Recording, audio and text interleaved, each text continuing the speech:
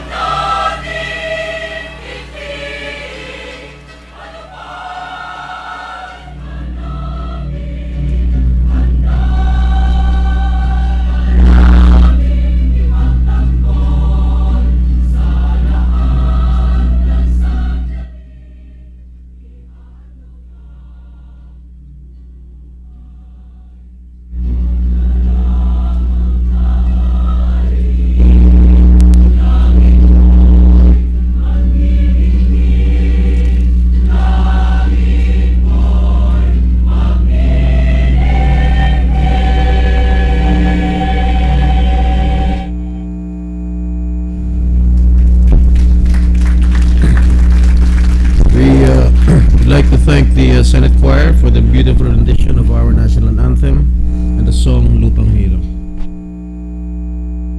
President.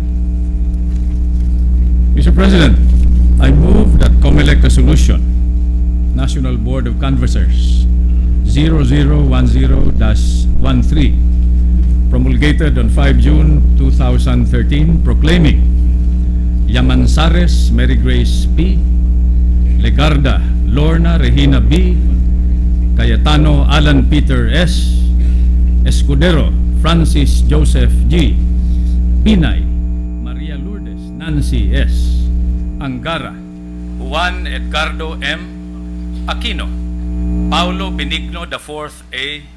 Pimentel, Aquilino Martin III D. Trillanes, Antonio IV F. Villar, Cynthia A. Ejercito, Joseph Victor G. and Onasan Gregorio B. as the duly elected senators in the May 2013 elections be considered read into the record. Copies of the COMELEC resolution were earlier distributed to the members of the Senate. There is a motion to consider as read into the record COMELEC Resolution NBOC 0010-13 proclaiming the duly elected senators in the May 13, 2013 elections. Are there any objections? There being none, the motion is hereby approved. We shall now proceed with the formal oath-taking of the newly elected senators. May we request that they take their oath in their respective seats. Please stand and take your copies of the oath of office.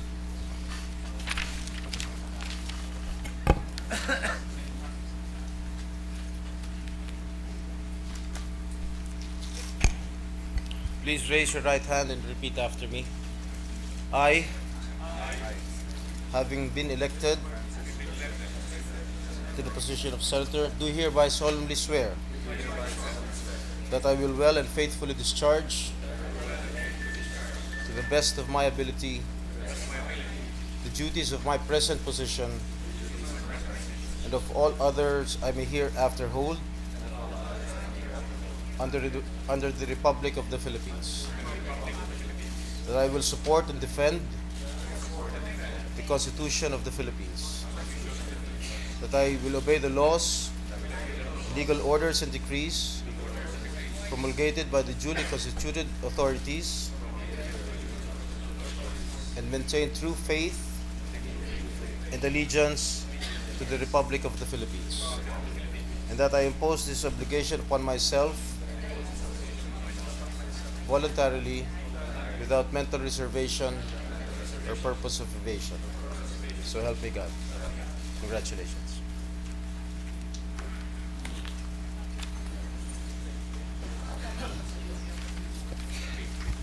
The Secretary may please call the roll. Roll call of members. The Honorable Senators Angara, Aquino, Binay, Cayetano Alan Peter Compañero, Cayetano Pia, Defensor Santiago, Drilon, Ejercito, Enrile, Escudero, Gingona, Honasan, Lapid, Ligarda, Marcos, Osmeña, Pimentel, Poe, Recto, Revilla, Soto, Trillanes, Villar, the Acting Senate President. With 23 senators present, the chair declares the presence of a quorum. Mr. President, Majority Leader. Mr. President, I move that we now proceed with the election of the President of the Senate. Is there any objection? There being none, we will now proceed with the election of the President of the Senate. Mr. President, I move that Senator Angara be recognized for the nomination. Senator Angara is recognized. Thank you, Mr. President, Mr. Majority Leader. Ginoong Pangulo, ginagalang na mga kasama, Excellencies and members of the Diplomatic Corps, ladies and gentlemen, honored guests. Isa pong karangalan para sa representasyon na ito na inominate sa posisyon ng Pangulo nitong Kamara, ang isang senador na kilala nating lahat. Kapag sinabi po nating big man ng Senado. Isang pangalan o isang tao lamang ang naiisip ng publiko. The gentleman from Iloilo is no stranger to the position of Senate President, having led the Senate twice from the turn of the century for a period of approximately 5 years. He came from humble beginnings, the eldest of 4 children, and the product of the public school system. From the Baluarte School in Molo, Iloilo City, where he did his basic education, he went on to finish his college and law degree at the University of the Philippines. Siya ay nag-top ng bar examinations noong taong 1969, placing 3rd, at siya ay sumusunod sa yapak ng abogado o bar top-notcher na namuno rin sa Senado sa nakaraang mga kongreso. Sila Senate Presidents Manuel Quezon, Manuel Rojas, Arturo Tolentino, Ferdinand Marcos, Jovito Salonga, Neptali Gonzalez, Ernesto Maceda at Juan Ponce Enrile. Siya ay nagtrabaho sa mga tanyag na law firm at nakilala bilang isang mahusay na labor lawyer. According to former Senate President Blas Ople, who once served as labor minister, as a young lawyer, then attorney Franklin Drilon brought order to the chaos that characterizes labor management disputes and relations. Malawak ang kanyang karanasan sa gobyerno sa sangay ng ehekutibo bago siya sa unang nailuklok bilang senador noong taong 1995 sa edad na 49. Siya ay naging Secretary of Labor, Secretary of Justice at Executive Secretary noong dekada 80 at dekada 90 sa ilalim ng Administrasyong Aquino at Ramos. As Secretary of Justice, he prosecuted high-profile cases and secured convictions against powerful and well-connected individuals in celebrated cases such as the Tihangki Haltman murder case, the Rolito Go and Mayor Sanchez cases, thus giving Filipinos hope in the justice system. As a senator, Mr. President, the gentleman from Iloilo can best be described as a lawmaker's lawmaker, a man who has held most of her prestigious leadership positions in this chamber, including that of Majority Leader and Chairman of the Committees on Justice, Blue Ribbon, and Finance, and of course, the Chamber's highest position. His knowledge of government operations is vast, as shown when he sponsored the law reorganizing government corporations. As chair of the Finance Committee, he was well known for explaining the arcana of government budgeting in terms easily comprehensible to all. He has led the Senate twice in the past decade and a half.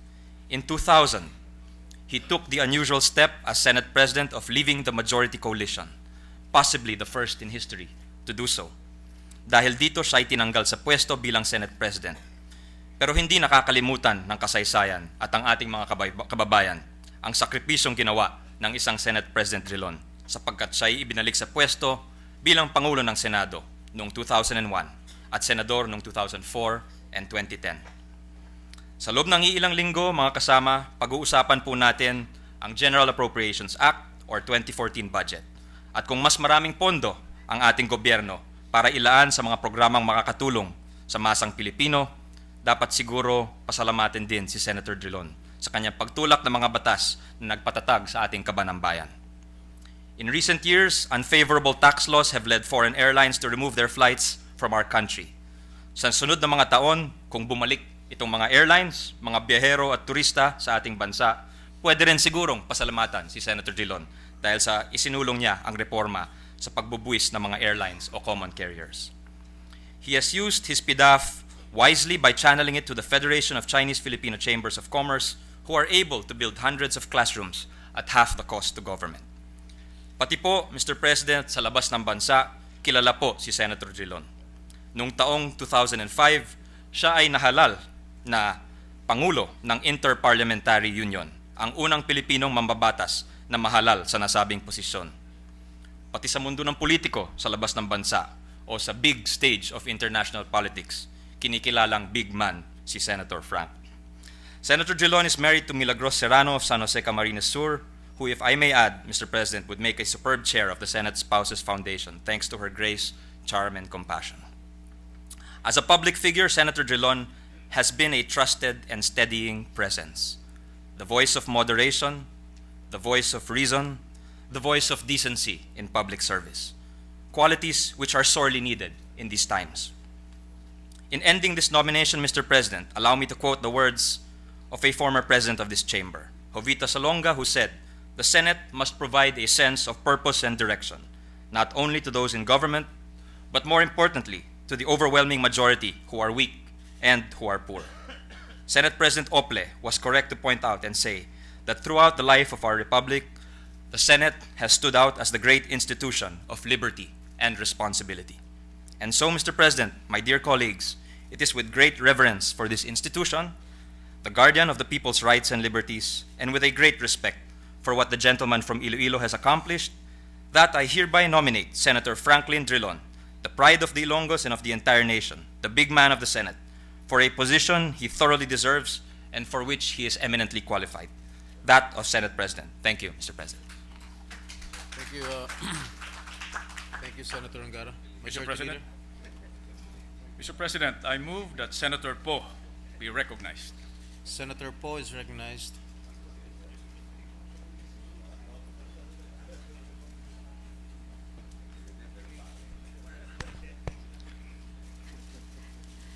Mr. President, Senators, mga kababayan, magandang umaga po sa inyong lahat.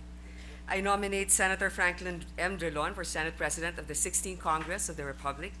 Considering the responsibilities of the Senate President, Senator Drilon is qualified. He's a spirited leader with a proven ability to build consensus in the upper chamber. I remember his time as Senate President from 2005 to 2006 in particular. It was a period of political turmoil. The Senate, under his leadership, was one of the country's last bastions of reason. The Senate saw issues such as the fertilizer fund scam and the North Rail project irregularities. That same Senate body took a stand against EO 464 and Proclamation 1017.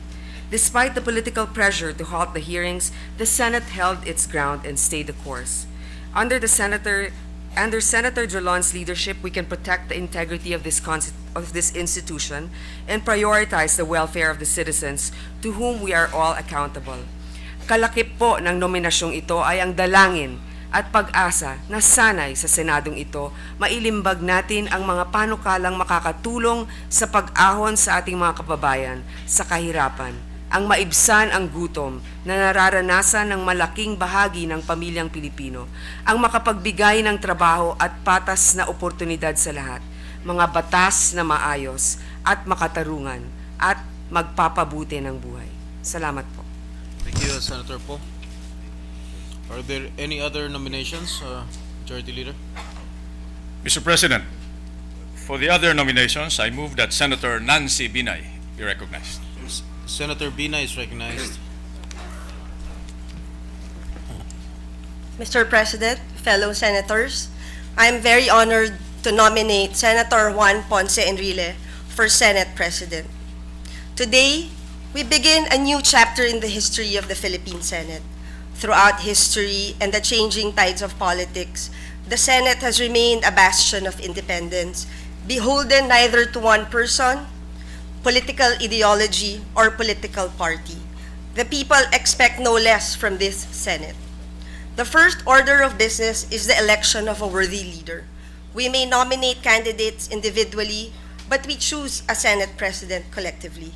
I am certain that we all have one purpose: to choose a Senate President who can lead with integrity, clarity of vision, and independence. That person is none other than Senator Juan Ponce Enrile. Allow me to briefly highlight the major accomplishments of the Senate under his leadership. Backed by the support and trust of his peers in the chamber, Senator Enrile became the Senate President on November 17, 2008. Under his leadership, the Senate passed vital pieces of legislation such as the Anti-Torture Act, Expanded Senior Citizens Act, Anti-Child Pornography Act, National Heritage Conservation Act, Real Estate Investment Act, among many others. Institutional reforms were also implemented within the Senate to improve the daily conduct of business by the institution, as well as improve the welfare of its officers and employees. Upon the opening of the 15th Congress on July 26, 2010, Senator Enrile was re-elected unanimously by his peers to the Senate presidency. Faithful to his promise to discharge his duties and responsibilities with honor, with total devotion to the Philippine Senate, and with fairness to all members. Senator Enrile, without fear or favor, boldly took on the role of presiding officer of the Senate, sitting as an impeachment court to try and decide on the impeachment of Supreme Court Chief Justice Renato C. Corona. Mr. President, the challenges that we face demand from the Senate the same independence that has earned the respect and support of the Filipino people. Our choice for Senate President must be a testament to our independence as an institution. I therefore respectfully nominate Senator Juan Ponce Enrile as Senate President. Maraming salamat po. Thank you, Senator Binay, Majority Leader. Mr. President, there are no other nominations. I therefore move that we close the period of nomination. Majority Leader, I think Senator Ejercito Sen- is raising his Mr. hand. President, I move that Senator Estrada be recognized. Senator Ejercito Ejercito Estrada Estrada is be recognized. Mr. President, good morning to everybody. This humble representation would like to second the nomination of Juan Ponce Enrile to again lead this august chamber. Thank you. Majority Leader.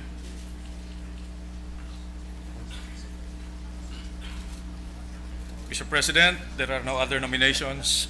I therefore move that we close the period of nomination and proceed to vote for the position of President of the Senate.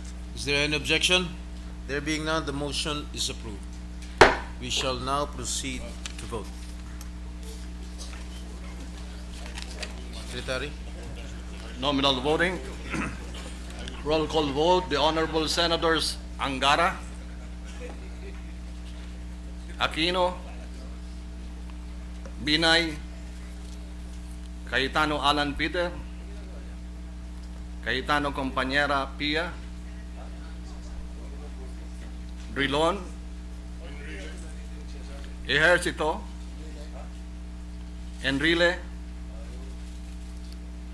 Who are you voting as Senator?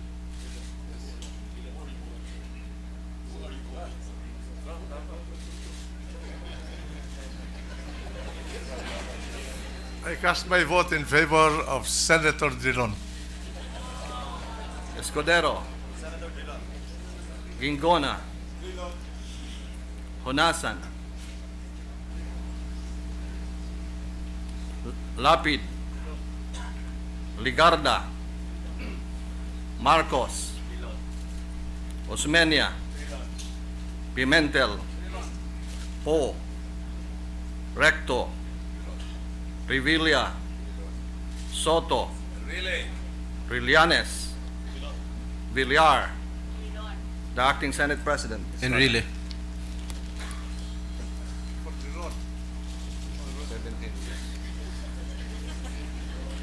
There are 17 votes in favor of Senator Franklin Drilon and 6 votes in favor of Senator Juan Ponce Enrile. Senator Franklin M. Drilon is hereby elected President of the Senate.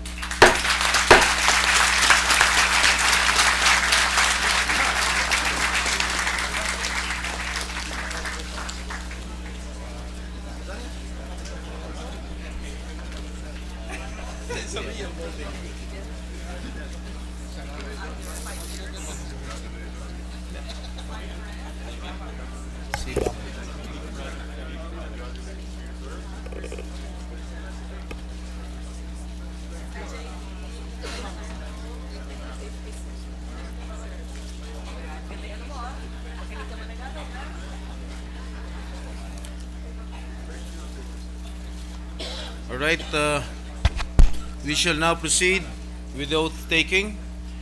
May we request the newly elected Senate President to ascend to the rostrum, as well as the youngest member of the Senate, Senator Bam Aquino, to administer the oath of office to the Senate President. May we also ask the family of the Senate President, Mrs. Milagros Drilon, to join us. And considering the solemnity of the occasion, may we ask the members of the Senate and our guests to please stand.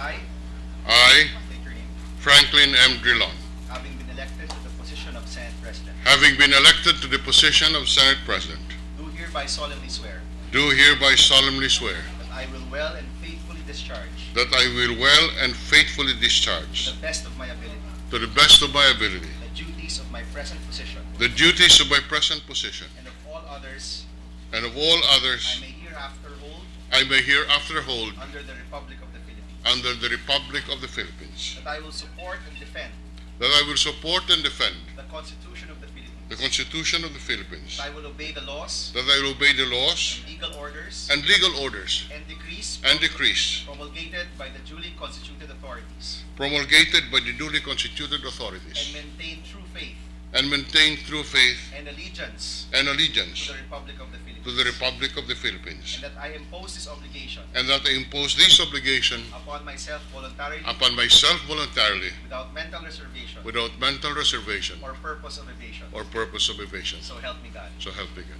Congratulations. Thank you very much.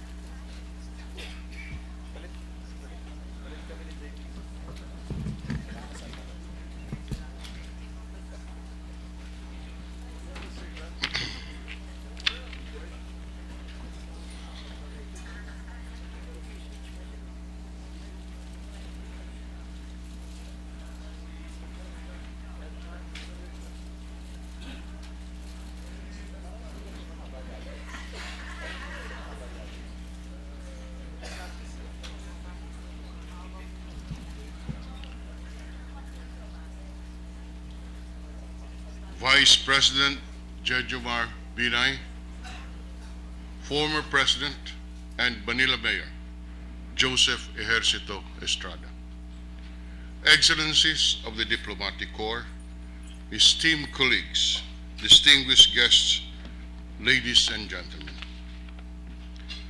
I stand before you honored and humbled by your trust and confidence in me. It is indeed a great privilege to lead for the fourth time this august chamber. Today, the Senate is making history in the 16th Congress. Half of its members are below 50. A quarter of its members are ladies. This is the first time that this extraordinary membership happened since the Senate's creation. This ensures that the issues and concerns of women and of the younger generation will be given more focus and consideration. The interesting blend of personalities, professional backgrounds, and affiliations is a positive sign towards crafting laws that address the structural deficiencies of our economy, the weaknesses of our political system, and the ills of our society. We should expect healthy, stimulating, and enriching debates in the days ahead as we buckle down to work and look into the different issues from different perspectives. When I look at our new senators, I see idealism etched all over their youthful faces. I encourage our young colleagues to bring in fresh ideas to the floor and never hesitate to seek counsel from senior members. My dear colleagues, as we start our work today, Juan de la Cruz will ask, what is the relevance of the Senate in my life? Ang tanong ng taong bayan, ano ba ang kinalaman ng Senado sa aking buhay? The question speaks volumes about the people's sentiments.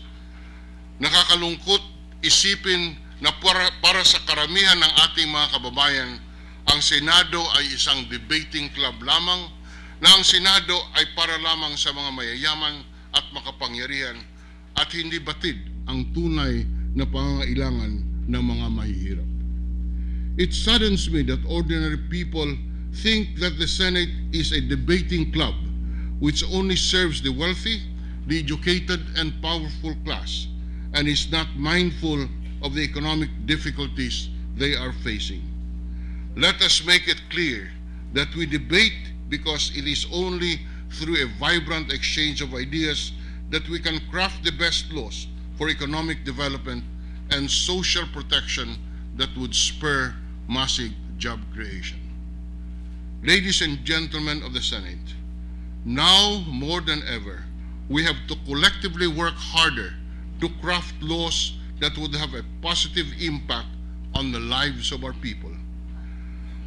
Ang kailangan natin ngayon ay isang Senadong nakikinig at tumutugon sa pulso ng mga mamamayan, lalo na ng mga mahihirap at mga maralita.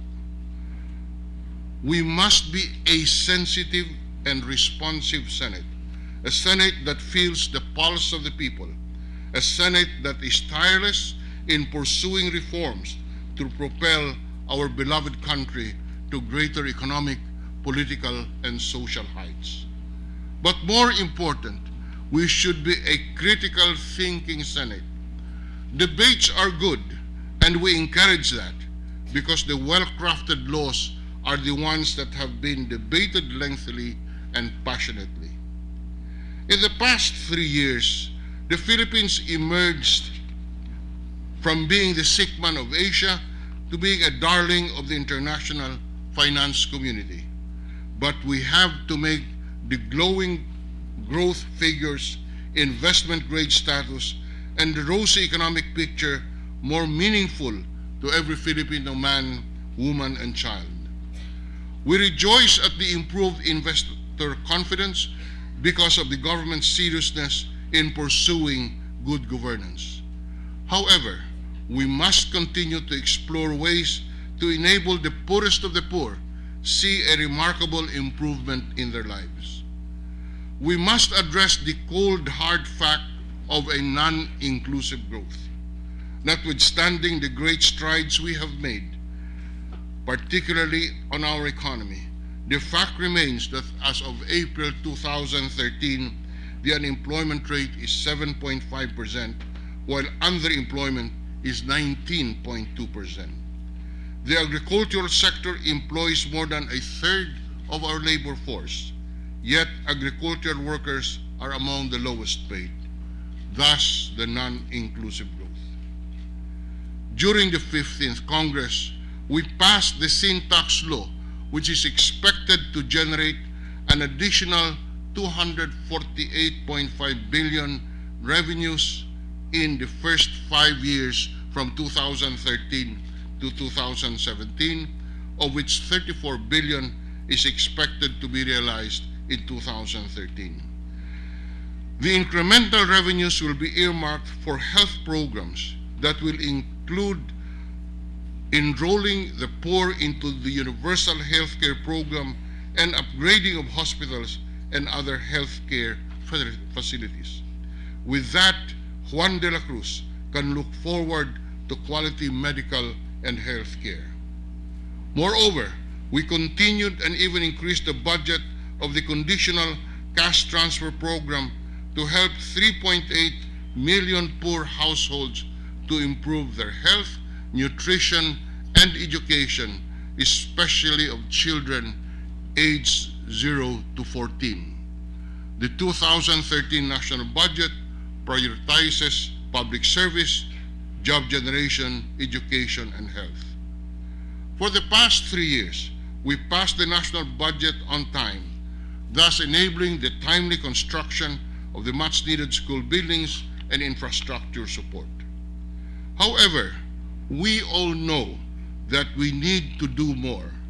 While we are proud of what we have done for the poorest of the poor during the past Congress, we are also aware that we are racing against time. We start by building on our gains. We may have achieved so much in 3 years, but there is more we can do. We must improve the economic landscape to spur investments and set off massive job creation. We must strengthen the manufacturing and agriculture sectors, which employ most of the people in the lower rung of the economic ladder. let us walk a mile more and further stimulate the economy to generate employment. We must address the major impediments to economic development, such as the high cost of energy. The constant power interruptions, especially in Mindanao, affect our chances of attracting much-needed investment. We all know that economic development is a potent antidote to the poverty-induced bloody conflicts in the South. We must ensure that our poverty reduction strategy is anchored on the principles of social protection and economic inclusion, human rights, transparency and accountability, and environmental protection. Moreover, we must not discount the pressing challenges of our time, such as climate change and natural disasters, economic and financial crisis in the regional and global level. We recommend to our colleagues in the Senate as our legislative agenda the following measures meant to create an environment that will further strengthen our economic fundamentals and boost employment. These include the following: the rationalization of the fiscal incentives, the rationalization of the mining fiscal regime, the amendments to the Build, Operate, and Transfer Law, the Tax Incentive Monitoring and Transparency Act, the removal of investment restrictions in specific laws cited in the Foreign Investment Negative List. Also on the list of recommended priority measures are the amendments of the Charter of the Bangko Sentral ng Pilipinas and the National Land Use Act. Foster disposition of cases in our courts is key to restoring our people's confidence in our justice system. It will also underscore our seriousness in pursuing the path of good governance. Amending the Ombudsman Act and the Sandigan Bayan Law to ensure the speedy resolution of over 2,600 cases currently pending in the Anti-Graft Court will be a good start. We support the peace process in Mindanao. Once the peace agreement is signed with the MILF, we commit to amend the Organic Act to institute the necessary reforms called for in the agreement. My esteemed colleagues, let us not forget that this is the Senate of the Filipino people. The welfare and general being of our people are our priority. We must work harder to provide them with opportunities and choices to enable them to live with dignity and honor. As lawmakers and representatives of our people, we must ensure that the Philippine story is the story of inclusive and sustainable development and lasting peace. Walang Pilipino ang maiiwan.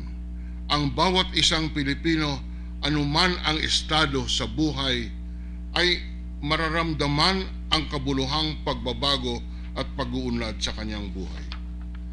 That no Filipino will be left behind. That each man and woman on the street, regardless of economic status, social background, religion, and affiliation, will experience a remarkable improvement in his or her life.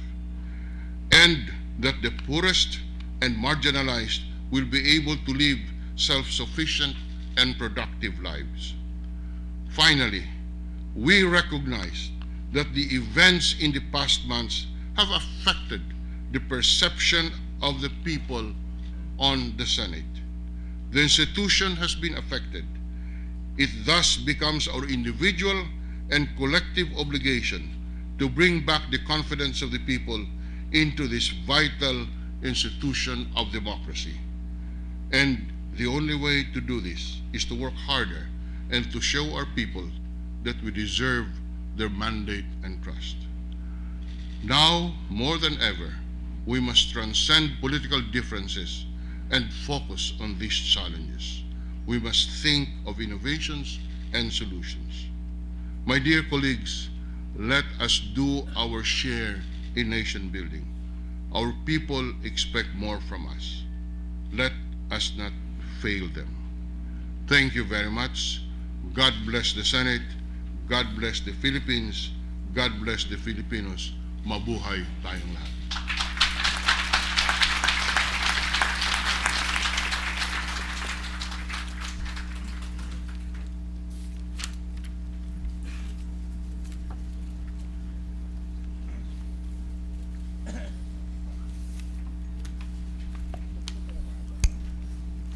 Assistant Majority Leader. Mr. President, I move that the Senate now elect the Senate President pro tempore. For the nomination, I move that Senator Escudero be recognized. Senator Escudero is recognized. Thank you, distinguished Majority Leader. Mr. President, distinguished colleagues, ladies and gentlemen. The person I have the honor of nominating today as our Senate President pro tempore may be young at 49 years of age, but do not let his supposedly youthful looks deceive you. He was already in Congress 21 years ago in 1992. In that pre-cell phone age, Mr. President, distinguished colleagues, myself, Sani Angara, Sani Trillanes, JV, Grace, Alan, and Nancy, all of us were still in college. Bam was in high school. Through 3 terms in the bigger house and 2 terms here, Mr. President, he has earned a reputation as a lawmaker with a head for numbers and an eye for figures, whether tax, budgetary, and perhaps in a previous lifetime of the female kind. It has been said, Mr. President, that while we can only read the prose in the laws we pass, he sees numbers in them and imagine them in digits. While we simply see the provisions, he would see the costs hidden in each section and then proceed to remind us of their burden to taxpayers. So whenever the tug of populism tempts us to pass measures without regard of their fiscal cost, he is there to ask us if those who will ultimately foot the bill can actually afford it. Mr. President, this ability to give us a reality check before we write a check charged to the people, to me, is his value to this institution and the service he renders to the citizenry who sent him here. And because he believes numbers don't lie, he minces no words in explaining them and will not consult the political weather bulletin on when to expose them. So much so that he sometimes sails against the wind, driven only by the motto set by his grandfather, who also once sat here, that one must do what is right over what is popular. Mr. President, distinguished colleagues, having logged 18 years of service in the legislature, 2 years of hard labor in the cabinet, and helping out in the local government unit of Batangas for nearly 9 years on a pro bono capacity, the one I am nominating, Mr. President, today has certainly paid his dues and has earned the right to be promoted for a podium position. I think, Mr. President, it is time for us to ensconce him in the rocking chair up there that we reserve for senior members of the chamber. Besides, Mr. President, distinguished colleagues, he has 20 years experience of being number 2 already because he reportedly placed number 2 in the matriarchal household with his wife.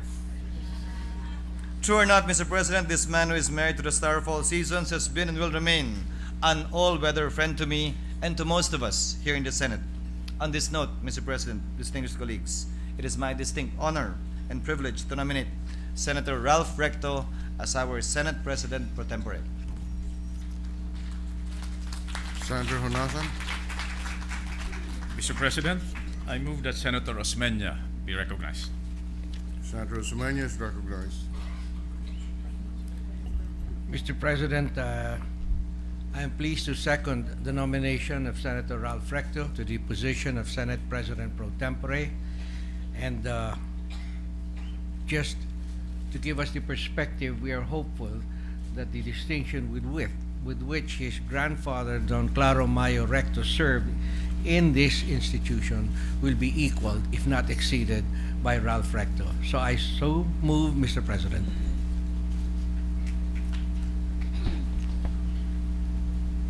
There is Senator Honasan. Mr. President, there are no other nominations. I therefore move that the period of nomination for the office of the Senate President pro tempore be closed. Is there any objection? There being none, the motion is approved. We shall now proceed to vote. Those in favor of Senator Recto as Senate President pro tempore, please raise your right hands. Those who are against will please do the same. Senator Ralph G. Recto is hereby declared and proclaimed as Senate President pro tempore.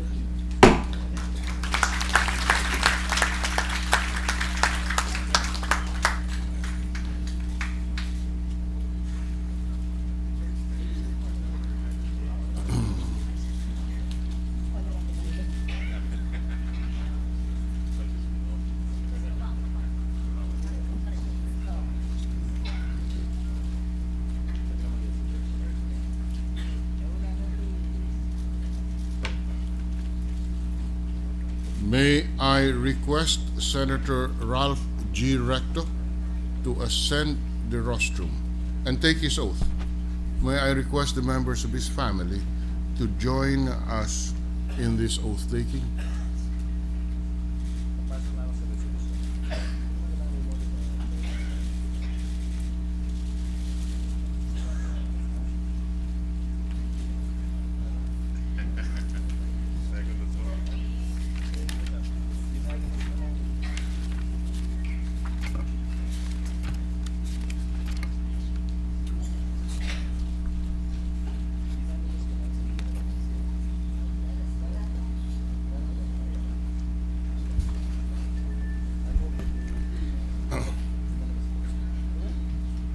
Considering the solemnity of the occasion, may I ask the members of the Senate to please rise, and our guests.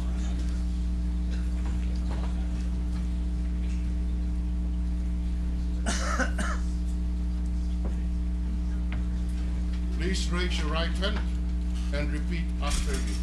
I, Ralph G. Recto, having been elected as Senate President pro tempore, do hereby solemnly swear that I will well and faithfully discharge to the best of my ability the duties of my present position and of all others I may hereafter hold under the Republic of the Philippines. That I will support and defend the Constitution of the Philippines. That I will obey the laws and legal orders and decrees promulgated by the duly constituted authorities, and maintain true faith and allegiance to the Republic of the Philippines. And that I impose this obligation upon myself voluntarily, without mental reservation or purpose of evasion. So help me God. Congratulations. Thank you very much, Mr. President.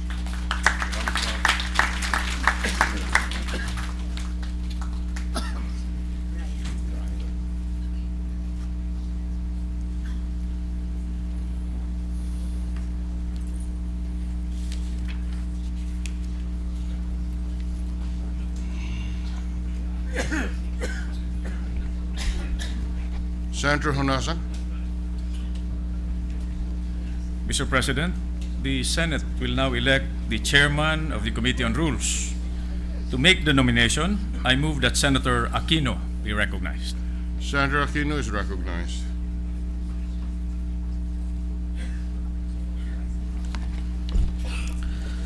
Mr. President, distinguished colleagues and friends, mga kababayan, I am honored to stand before you in this august chamber, a freshman senator representing the voice of the Filipino youth. Looking around me today, I am inspired by this convergence of tradition and innovation, of the established and the emerging, of the neophytes and the veterans. Ako po ay nabibigyang sigla sa pagkakataong makibahagi sa pagsulong sa tunay na pagbabago. We therefore begin a new Congress filled with hope that our shared ideas and action will truly change the lives of those who need change the most. And with this in mind, Mr. President, I wish to put forward the name of our young and energetic colleague, the Honorable Alan Peter Cayetano of Taguig and Pateros, for the position of Chairman of the Committee on Rules and Majority Leader of the Senate of the Philippines. Starting at a young age, Senator Cayetano has always stepped up to the challenge of leadership with bravery and integrity. Moreover, as someone who vigorously campaigned on an advocacy of presyo, trabaho, kita, pitik, Senator Cayetano shares his administration's drive for improving the lives of our fellow Filipinos through fair prices, stable jobs, and better incomes for all. More importantly, we see in Senator Cayetano the passion to push things forward and get things done, and the energy to work hard and find solutions even through potential gridlock. In a relatively young Senate that is bent on pushing progressive ideas to help solve poverty, we believe that Senator Cayetano's experience, coupled with his youth and his openness of new ways of doing things, will make him a suitable leader of this chamber for these times.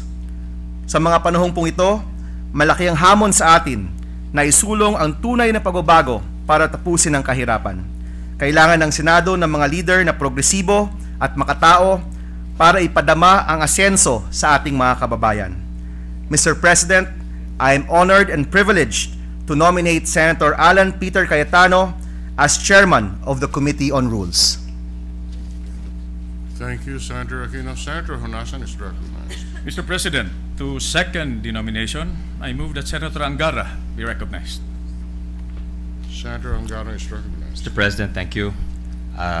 Ginagalang ng mga kasama, esteemed colleagues, it's an honor for me to second the nomination made by the gentleman from Tarlac. Kababata ko po si Senator Alan Peter Cayetano sapagkat ang ama namin ay magkasama sa isang law firm noong dekada 70 at schoolmates po sila sa University of the Philippines College of Law at University of Michigan. The gentleman from Taguig is himself the product of a unique educational background. In him flows the green of the De La Salle brothers, where he spent the formative years of his basic education, as well as the blue of the Ateneo Jesuits, where he took up his law studies. Sa gitna nito, nag-aral din po si Senator Alan ng Political Science sa Universidad ng Pilipinas, kung saan siya ay naging scholar ng bayan. Doon namulat ang kanyang mata sa problema ng lipunan bilang isang student leader at membro ng University Student Council. Maaga po pumasok sa politika si Senator Alan.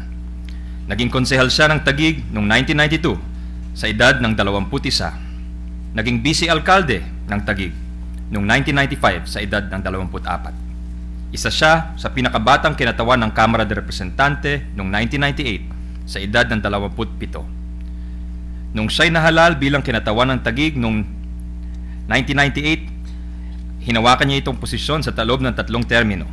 Isa rin siya sa pinakabatang senador noong taong 2007 sa edad ng 36 o 36.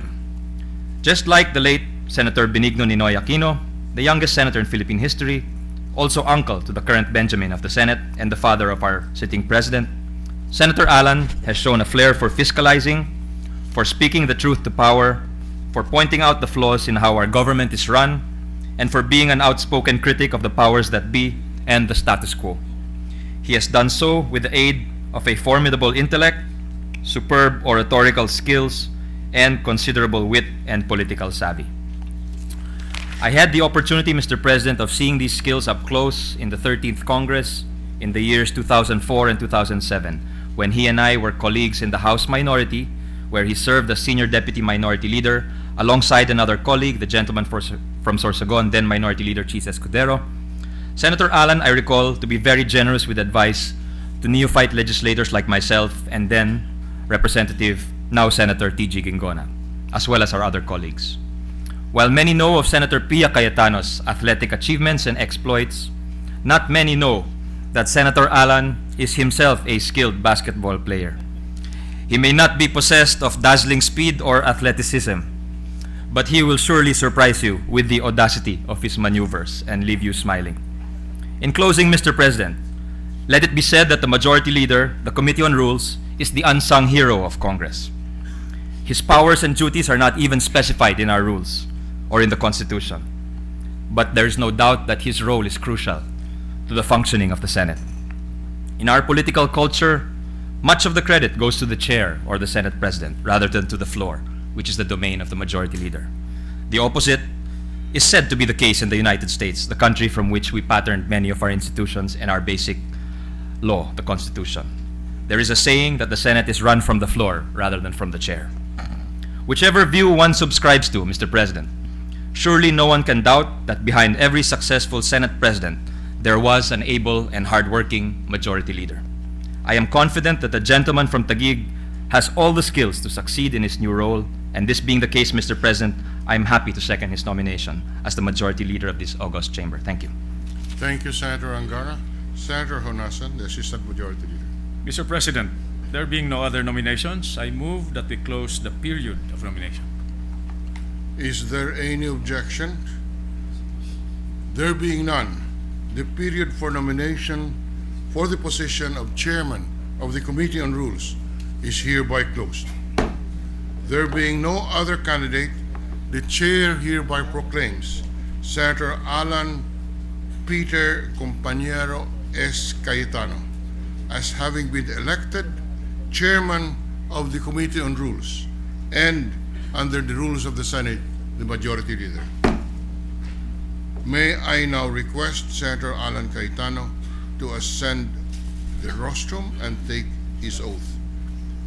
May I also request the family of the Chair of the Committee on Rules and Majority Leader to join us in the rostrum.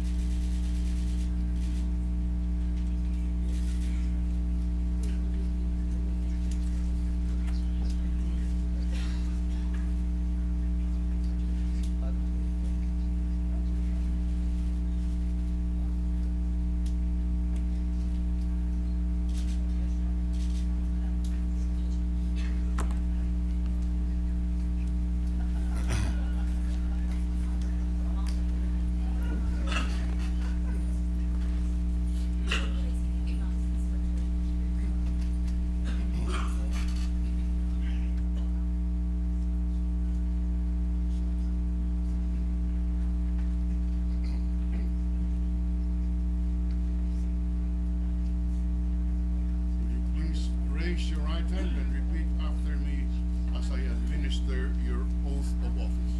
But before proceeding, may I request everyone to stand up, considering the solemnity of the occasion.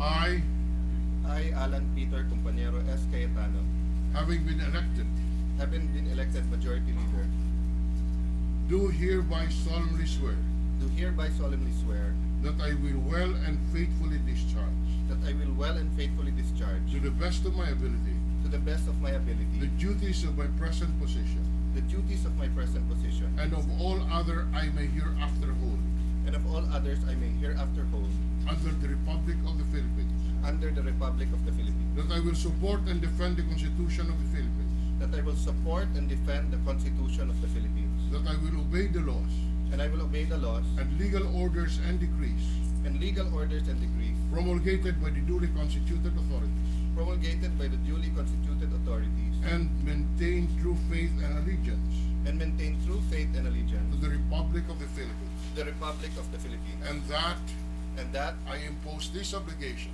impose this obligation upon myself voluntarily, without mental reservation without mental reservation or purpose of evasion. or purpose of So evasion. help me God. So help me God. Congratulations, Alan.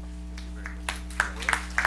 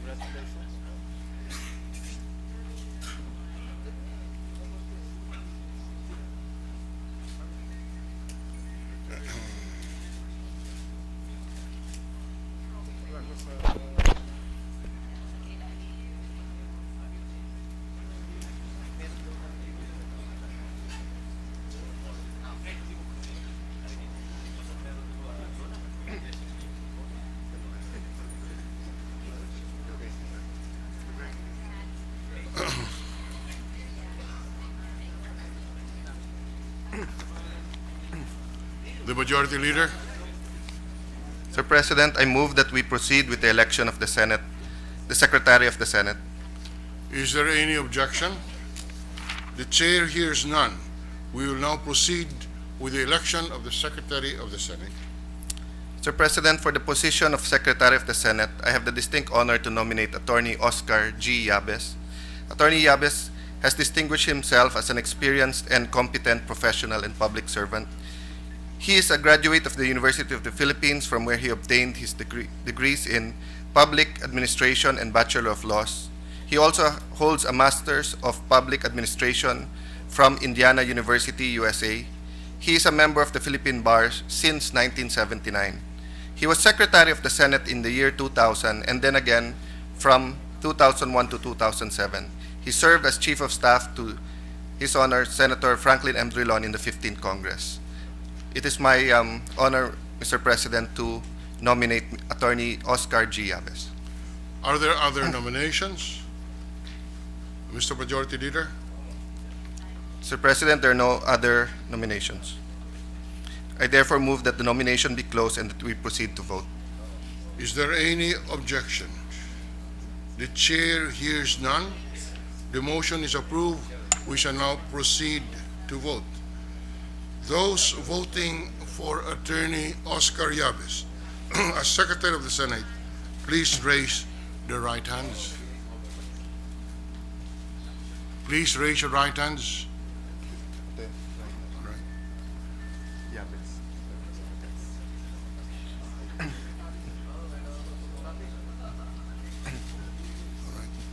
right. Those against, please raise your right hands likewise. There are, how many votes? There are 17 votes in favor of Attorney Yabes, and therefore Attorney Yabes is declared and proclaimed as the Secretary of the Senate.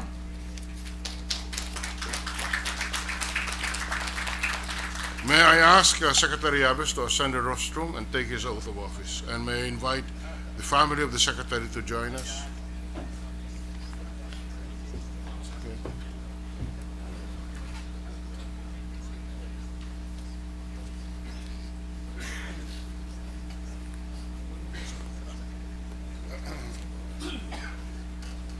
Please raise your right hand and repeat after me as I administer your oath of office. I, Oscar G. Yabes, Having been elected Secretary of the Senate, do hereby solemnly swear do hereby solemnly swear that I will well and faithfully discharge, that I will well and faithfully to the discharge, best of my ability, to the best of my ability, the duties of my present position, the duties of my present position, and of all other I may hereafter hold, and of all other I may hereafter hold, under the Republic of the Philippines, under the Republic of the that Philippines, I will support and defend the Constitution of the Philippines, that I will support and defend the Constitution of the that I Philippines, will obey the laws and legal orders and decrees that I will obey the laws and legal orders and decrees promulgated by the duly constituted authority, promulgated by the duly constituted authorities, and maintain true faith and allegiance and maintain true faith and to allegiance the Republic of the Philippines, to the Republic of the Philippines, and that I impose this obligation and that upon I myself impose voluntarily, this obligation upon myself voluntarily, without mental reservation without mental reservation or purpose of evasion. or purpose of evasion. So help me God. Congratulations. Thank you, sir.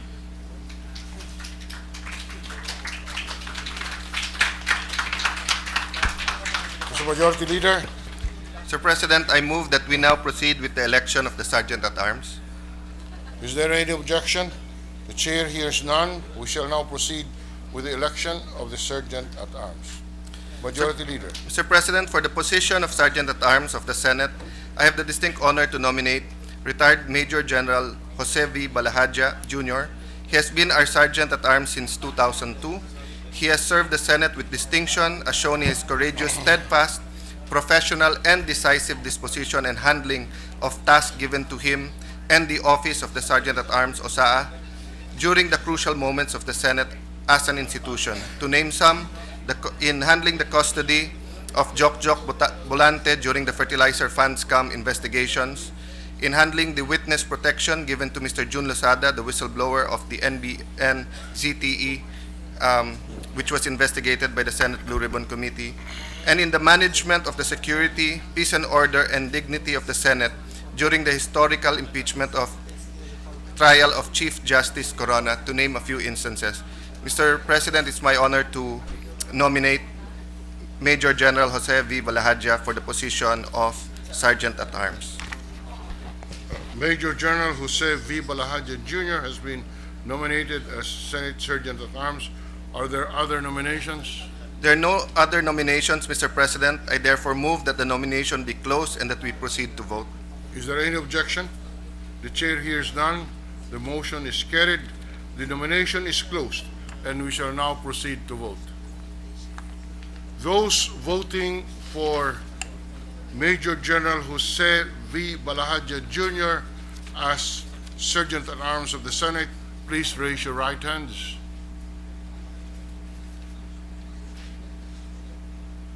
Those against, please do the same.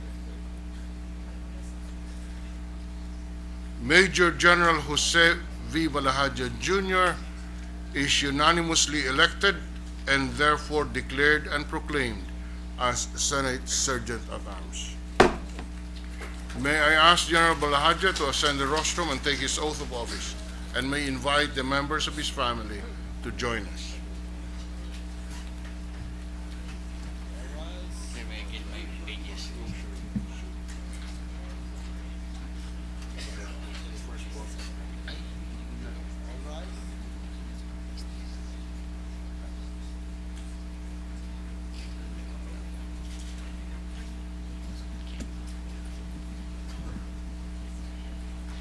Please raise your right hand and repeat after me. I. Please state your name. General Jose V. Balahadja Jr., Having been elected Sergeant at Arms Senate of the Republic of the Philippines, of the Senate of the Republic of the Philippines, do hereby solemnly swear do hereby solemnly swear that I will well and faithfully discharge, that I will well and faithfully discharge, to the best of my ability, to the best of my ability, the duties of my present position, the duties of my present position, and of all other I may hereafter hold and of all other I may hereafter hold under the Republic of the Philippines, under the Republic of the Philippines, that I will support and defend the Constitution of the Philippines, that I will support and defend the Constitution of the I Philippines, will obey the laws and legal orders that I will obey the laws and legal orders and decrees promulgated and decrees promulgated by the duly constituted authorities, by the duly constituted authorities, and maintain true faith and allegiance and maintain true faith and allegiance Republic of the Philippines, to the Republic of the Philippines, and that I impose this obligation upon myself voluntarily and that I impose this obligation upon myself voluntarily without mental reservation without mental reservation or purpose of evasion. or purpose of evasion. So help me God.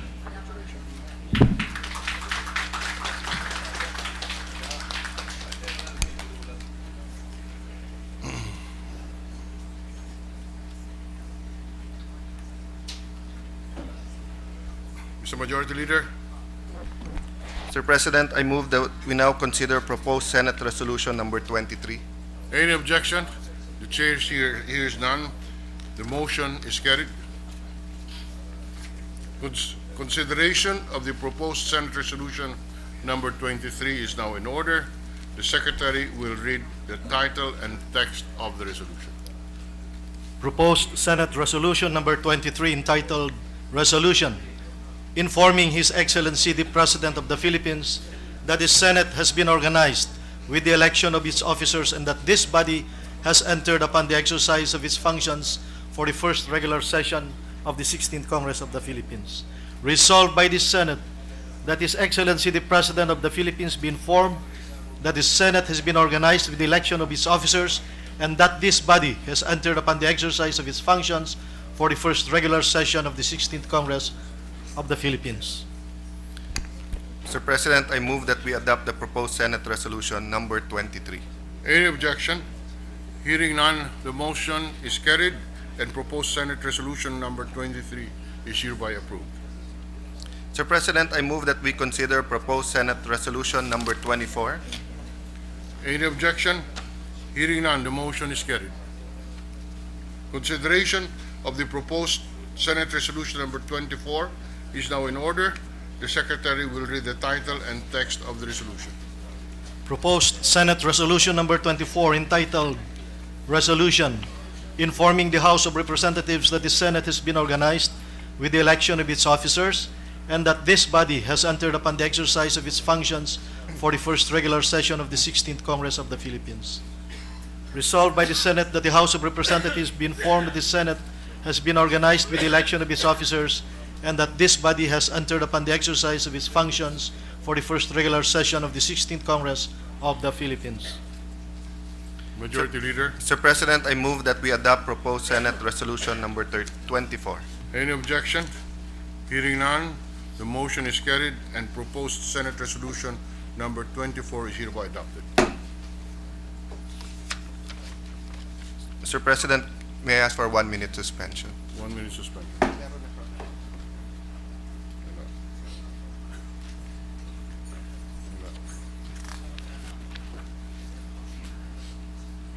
Mr. Session President, is resumed. Mr. President, I move that we consider House Concurrent Resolution number 2. Is there any objection? The chair hears none. The motion is carried. Consideration of House Concurrent Resolution number 2 is now in order. The Secretary will please read the resolution. House Concurrent Resolution number 2, entitled Concurrent Resolution, providing for the Senate and the House of Representatives to hold a joint session to hear the message of the President of the Republic of the Philippines. Resolved by the House of Representatives, the Senate concurring, that both Houses of Congress of the Republic of the Philippines hold a joint session on July 22, year 2013, at 4 o'clock in the afternoon at the Session Hall of the House of Representatives to hear the message of the President of the Republic of the Philippines. Mr. President, I move that we consider Senate Concurrent Resolution Yeah. number 2. Sorry, Mr. President. I move that we consider the Senate Concurrent Resolution number 1. Any objection? Hearing none, the concurrent resolution is hereby adopted.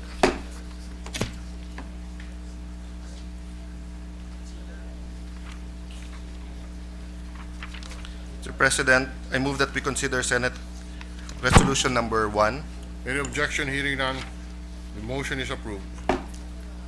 Consideration of the proposed Senate concurrent resolution number 1 is in order. The Secretary will read the title and text of the resolution. Senate Concurrent Resolution number 1. Concurrent Resolution creating a joint committee of the Senate and the House of Representatives to notify the President of the Philippines that Congress, now convened for its first regular session of the 16th Congress of the Philippines, is ready to hear his State of the Nation address in a joint session of both houses. Resolved by the Senate, the House of Representatives concurring, that a joint committee of both houses of Congress be created, composed of 10 members, 5 to be appointed by the President of the Senate and 5 to be appointed by the Speaker of the House of Representatives, to notify the President of the Philippines that Congress, now convened for its first regular session of the 16th Congress of the Philippines, is ready to hear his State of the Nation address in a joint session of both houses. Majority Leader, Mr. President, I move that we adopt Senate Concurrent Resolution number 1. any objection? Hearing none, Senate concurrent resolution number 1 is hereby adopted. Pursuant thereto, the Chair hereby appoints to the Joint Notification Committee on the part of the Senate, Senators Pia Cayetano, Miriam Defensor Santiago, Senator Ligarda, Senator Poe, Senator Cynthia Villar, and Senator Binay. Mr. President, before we suspend the session, may we request our colleagues to remain in the session hall for a photo session. Mr. President, there being no further business, I move that we suspend the session until 4 o'clock this afternoon, at which time we shall reconvene at the session hall of the House of Representatives to hear the State of the Nation address of His Excellency President Benigno Simeon C. Aquino III in a joint session of both houses of Congress.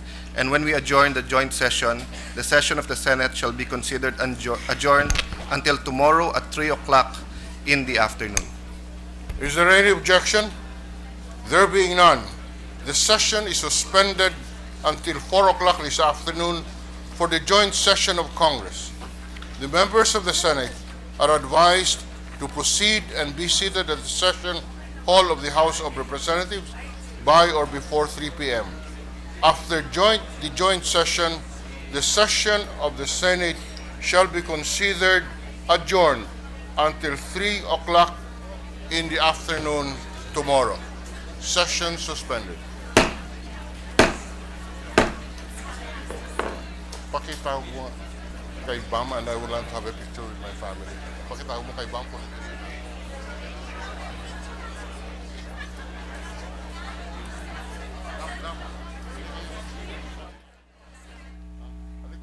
Let's have a picture. Family picture. Si Ma'am. Halika kayo. Dali na kayo. Don't waste time. Congratulations.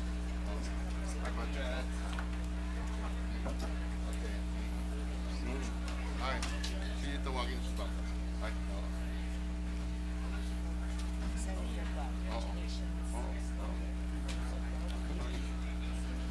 Tawagin lang si Mrs. Drilon.